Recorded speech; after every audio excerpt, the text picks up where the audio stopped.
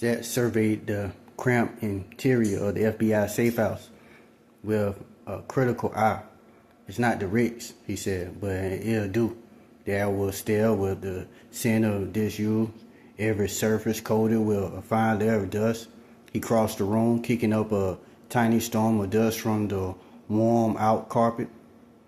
He ran his hand absent-mindedly along an old oak table that had been better days, picking at a loose splinter.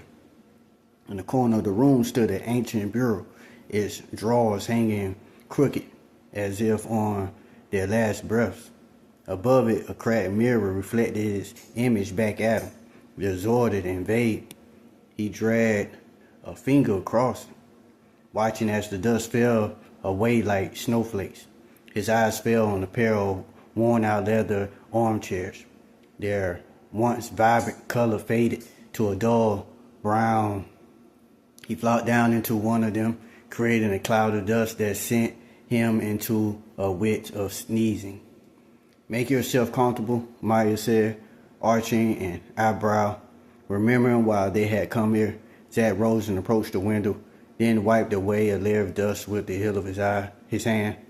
Outside, the city's pulse throbbed indifferently to their plight, but he remained vigilant, searching for the mad specter that haunted their steps. "We lost him, Zach," Maya said. "Yeah, well, I believe it when I see it," she shrugged. "I'm going to take a look around, make sure everything is secure." Zach nodded and watched her go. Then, remembering Riley, he pulled out his phone to call her. "Agent Carter," she said. "Riley, is Zach." He spoke in hushed tone as Maya crept her watchful gaze on the opposite end of the room. "Talk to me," came the crisp response. "We at a wall at Angela's place. Got ambushed by some heavies in masks," Zach said, his mind replaying the gunfire, the narrow escape. "But I found something in Angela's notebook. It's coded, but it might hold answers." "Damn, Zach. You two okay?" There was a sharp edge of urgency in Riley's voice. "Been better, but we'll manage. I need you to run a deep background check on Angela's associates. Anyone who knew about her work, can you do that?" "Already on it," Riley assured him, and Zach could almost picture her brow furrowed in concentration as she worked her contact and databases. "What about the power plant? Find anything new?" Riley's voice, edged with frustration, crackled through the speaker. "No dice at Montrose. I grilled every technician and executive who talked. It's like hitting a brick wall. They're either clueless or they're masters of deception." "Keep pushing," Riley said. "Someone knows something." Zach replied, his gaze never leaving the darkened streets below the safe house window. He imagined the power plant's silent turbines, the smoking ruins. "Will do," Riley said, then paused. "Where are you now?" "At a safe house. We'll be all right here. Just don't let down your guard, okay? They could still be after you." "I never do," Zach said with a grim smile. Riley grunted, and for once, "I'm grateful for that." Zach hung up, pocketing the phone with a sense of foreboding. Riley, despite her uncanny ability to read between the lines, hadn't cracked the staff of Montrose yet, but if anyone could, it was her.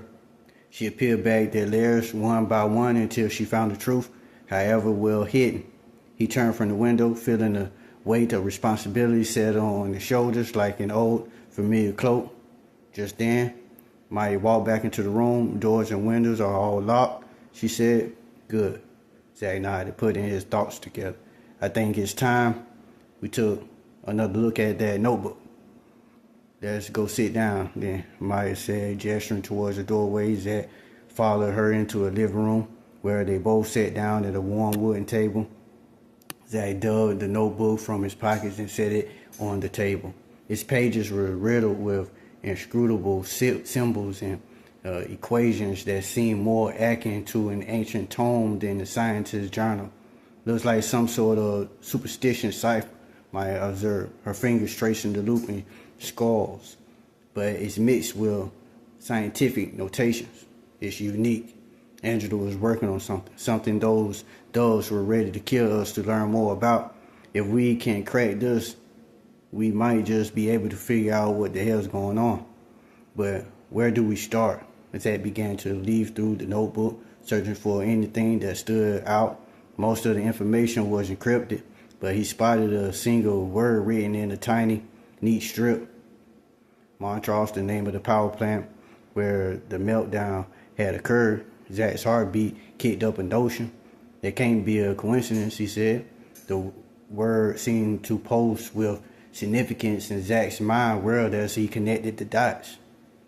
Maya leaning closer, her brow furrowed. The power plant sabotage.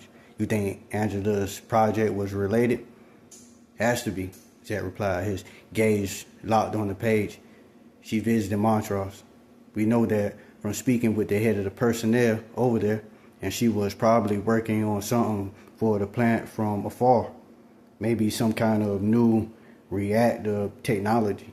And that's why she was taken, Maya murmured, because of her connection to the plant. It sure looks that way. Either of them spoke for a moment, Zach sensed an unspoken question hanging over them. Was Angela still alive? Had her kidnappers taken her to get something from her, or simply to execute her, perhaps because she knew too much? Here, Maya tapped over a margin filled with jumbled letters. This isn't just gibberish. Look at the repetition of certain letters. It could be a cipher. Look, Zach said, the corner of his mouth lifting in a rare smile, the appreciation, her sharp eye together. They began to sift through the symbols, translating them into something coordinate, something actionable. As they worked, the world outside faded away. The only sounds were the soft rustles of pages turning and whispers, congested, time stretched and bent, becoming irrelevant. Zach's every sentence fired as he absorbed the information, let it simmer in the quandrum of his brain. Zach's interior monologue grew increasingly frantic as he searched for a breakthrough. Angela's life could very well depend on their success here, and while the burden was heavy, his resolve was unyielding. Anything that mentioned location, people she met, time she was out of sight, Zach said, his mind tickling over each detail like a clock master, ensuring every gear was in place. Working on it, Maya replied, her voice a beacon of calm in the storm of their task. Her presence grounded him, reminding him that he wasn't alone in this fight. We'll find her, Zach, Maya said. We'll find her. Zach nodded. I just hope she's still in one piece. Zach's eyes felt like they were swimming in ink as he pored over the cryptic scrawls in Angela's notebook. Each page was a labyrinth of scientific jargon and hurried notes. The loops and lines of her handwriting undoubtedly like waves against the sheer of his mind. The room around him had faded to a mere backdrop, every shadow growing long and deep in the dim light of the simple lamp that pulled its yellow glow on the table. He didn't know how long he'd been sitting here, nor how long it had been since Maya had left the room. Thus far, all he'd been able to make out were some technical details about the operations of a nuclear plant, details that might or might not be relevant to the investigation. Zach, Maya's voice cut through the silence, distant yet clear. Will you come to the kitchen for a minute? With a sign that seemed to carry the weight of their predicament, Zach pushed back from the table. His muscles protested as he stood stiff from hours of immobility. He stretched, feeling the vertebrae in his spine pop with a small relief of tension. As he walked towards the kitchen, each footfall sounded heavy, the rheumatic thud against the bare wooden floor that echoed the pounding in his skull. He rounded the corner and stopped, the interior monologue momentarily hushed by what lay before him. Maya had turned a Spartan space between the semblance of home, the kitchen, once cold and sterile under the harsh fluorescent light, now glowed warmly. She had found an old tablecloth somewhere and spread it over the small table, its floral pattern blooming defiantly against the drab surroundings. On the table sat two plates, where Maya had artfully arranged the canned goods and packaged dehydrated food that were stockpiled in the pantry. There was a can of chili, heated and spiced up with whatever seasoning she could find, next to a pile of saltine crackers neatly stacked like cards. Besides them, a medley of canned vegetables created a monster of color, vibrant greens and yellows and reds. It's not much, Maya confessed, her face softened, but it should be better than nothing. Looks perfect, Zach managed to say, his stomach suddenly reminding him that he hadn't eaten since morning. As he took a seat, his gaze fell on the modest feast. Here, amidst the tension of their mission, Maya had carved out a moment of normalcy. The sense of meal arrived to his nostrils, simple yet tantalizing. A clink of spoons against bowls punctuated the silence between them as they began to eat. Zach savored the heat of the chili as it spread through him, fighting off the chill that had nothing to do with temperature. Across from him, Maya's gaze was thoughtful, her spoon tracing lazy circles in her bowl. Never thought I'd find so much comfort in canned food, Zach said, his voice low but clear in a small kitchen. He watched Maya's lips curve into a small smile, her eyes meeting his with understanding. Sometimes it's the simple things, he replied. You know, this is nice, given everything else. Nice wasn't a word that would have associated with their current situation. Yet he couldn't deny the odd sense of camaraderie it fostered. Tell me something, he said, trying to steer away from the investigation that loomed over them like a storm cloud. What made you join the Bureau? Classic dinner, conversation, Maya chuckled. Then her expression turned introspective. Honestly, I wanted to understand people. Understand why they do terrible things. Her eyes darkened with the shadows of memories he knew better than to pray into. And maybe stop them before they can hurt others. What about you? Why you joined the DNS? Family tradition, Jack said. The words feeling heavenly than they should. My father was military. He believed in serving, protecting his dog tightened as the memory of his father's firm hair on his shoulder. The pride in his eyes that now shone over the Zach's recollection. I guess I took up the mantle in my own way. Sounds like he was a good man. Best I ever knew. Zach looked down, staring in his chili. The silence stretched again, but it was softer now, less charged. Your turn for anecdote. Maya prodded gently, and Zach found himself reaching back for lighter memories. All right. First field assignment. I'm telling this guy suspect of arms dealing. I followed him into a pet store, of all places. A sort of laughter escaped him. Ended up accidentally releasing a bunch of parasites during a scuffle. Feathers everywhere. Suspect got away. But I called him 2 days later. Maya's laughter joined his, bright and unexpected, washing away some of the grime of fear and uncertainty for a moment. They were just two people sharing a meal of stories, not agents entangled in the web of danger and conspiracy. They both fell silent. What about you? Zach asked. Any funny field stories? Maya's mirthful eyes sparkled under the dim kitchen light. Oh, I had a few run-ins with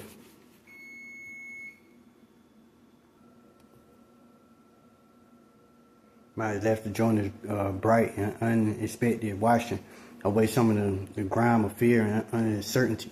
For a moment, they were just two people sharing a meal and stories, not agents entangled in the web of danger and conspiracy. They both fell silent. What about you? Zach asked. Any funny field stories? Maya's mirthful eyes sparkled on the dim kitchen light. Oh, I had a few run-ins with unexpected wildlife too, she began, her voice a soft thrum of warmth in a quiet room.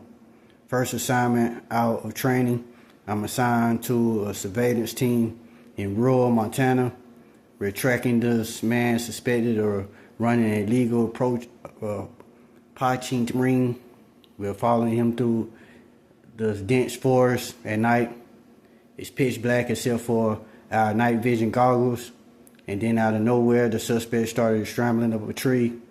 We all think we're blown our cover.